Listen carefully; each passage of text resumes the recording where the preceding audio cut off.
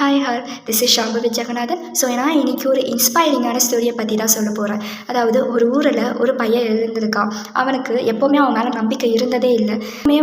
காலையில் எழுந்துக்க போதுன்னா மைண்டுக்குள்ளே ஐயோ இன்னைக்கு என்னெல்லாம் சோதனை வர போதும், என்னெல்லாம் நடக்க போதும் அப்படின்னு நினச்சிட்டு ஒரு விஷயத்தோடவே எழுந்துப்பானான். ரொம்ப நெகட்டிவான விஷயம் இல்லை. நம்ம காலையில் எழுந்துக்கும் போதே ஒரு நெகட்டிவ் தாட்ஸ் மைண்டுக்குள்ளே ஓட ஆரம்பிச்சிச்சுன்னா அது ஃபுல்லாக டே அப்படி தான் இருக்கும், நம்ம ஃபேஸே பண்ணிடுவோம். ஸோ அது பண்ணாதீங்க.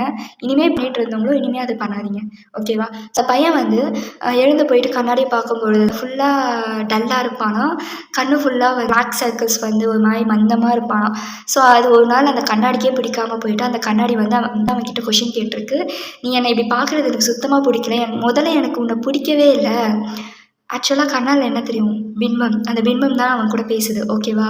அந்த பின்பம் சொல்லுதான், எனக்கு உன்னை பார்த்தாலே பிடிக்கல, உன்னை பார்த்தாலே எனக்கு இரிட்டேட் ஆகுது, நல்லாவே இல்லை, ஏன் இப்படி இருக்க, எல்லாரும் எப்படி இருக்காங்க, நீ மட்டும் ஏன் இப்படி இருக்கன்ட்டு அந்த பின்பம் அவனை பார்த்து கேட்குதான். அதுக்கு அவன் சொன்னானா, நான் சந்தோஷமாக இருக்கிற மாதிரி என் லைஃப்பில் ஒன்றுமே நடக்கலையே, நான் ஹாப்பியாக இருக்கிற மாதிரி என் லைஃப்பில் எதுவுமே நடக்கலையே, நான் எப்படி என்னை பார்த்தே சிரிச்சிக்க முடியும், நான் எப்படி என்னை பார்த்தே சந்தோஷமாக இருக்க முடியும், மற்றவங்கிட்ட தான் நான் என்ன நடந்தாலும் சிரிச்சிட்டே பேசுகிறேன், சிரிச்சிட்டே நடக்கிறேன், என்கிட்டயே நான் அப்படியே இருக்க முடியுமா அப்படின்ட்டு. அப்போ அந்த கண்ணாடி சொல்லிச்சா, இது எல்லாத்துக்குமே காரணம் நீ மட்டும்தான், இதுக்கு காரணம் நானா அப்படின்னு சொல்லிட்டு அவன் திருப்பி கேட்கும்போது அந்த பின்பம் சொல்லுதான், ஆமாம் நீ காலையில் எழுந்துக்கும் போது எப்படி எழுந்துக்கிறேன்னு தெரியுமா, என்ன மனசோட எழுந்துக்கிறேன்னு தெரியுமா அப்படின்னு சொல்லி கேட்டுதான். அப்போ தான் அவனுக்கு ஒன்று தெரிஞ்சுது, ஆமாம் நான் இப்படி தான் எழுந்துக்கிறேன், இப்படி தான் உங்ககிட்ட புலம்புறேன், வேறு யார்கிட்ட புலம்ப முடியும் கேட்குறான்.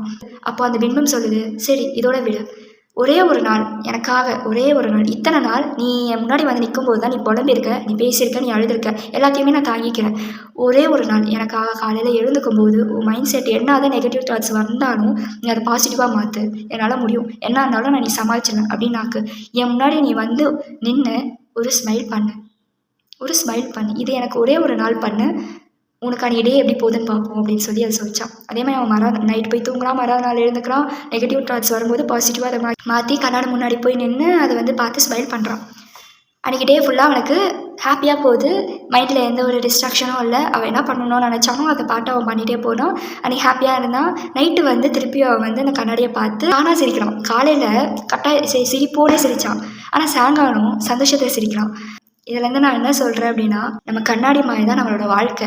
நம்ம என்ன அதில் ரியாக்ட் பண்ணுறோமோ, நம்ம என்ன ஃபேஸில் அது ரியாக்ஷன் கொடுக்குறோமோ அதுதான் திருப்பி நமக்கு காமிக்கும்.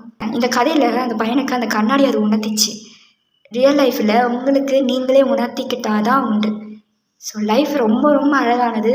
அதை நீங்கள் அழகாக பார்க்குற விதத்துலேயுமே இருக்குது, எல்லா கெட்டதுலேயுமே நல்லதும் இருக்குது. அதையும் எடுத்துக்க பார்ப்போம், அது கூடயும் ட்ராவல் பண்ண பார்ப்போம். கண்டிப்பாக ஒரு நாள் நல்லதே நடக்கும், நம்புங்க. பாய்.